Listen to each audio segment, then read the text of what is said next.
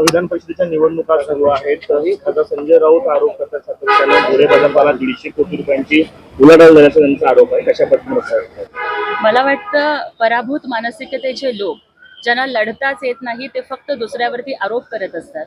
संजय राऊतांनी खरं तर आत्मपरीक्षण करायला पाहिजे होतं. अनेक ठिकाणी मग त्या लोकांनी त्यांचे उमेदवारच दिलेले नाहीयेत. नाशिकमध्ये उबाठाला स्वतःचा उमेदवार देता आला नाही. मग तिथे नक्की काय उलाढाल झाली याचं कारण त्यांनी सांगावं.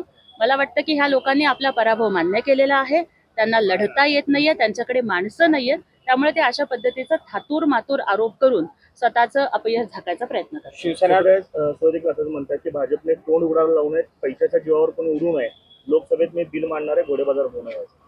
खरं तर मला या ठिकाणी असं वाटतं की या लोकांनी आपला पक्ष सांभाळता येत नाहीये, या लोकांना आपली माणसं सांभाळता येत नाहीयेत.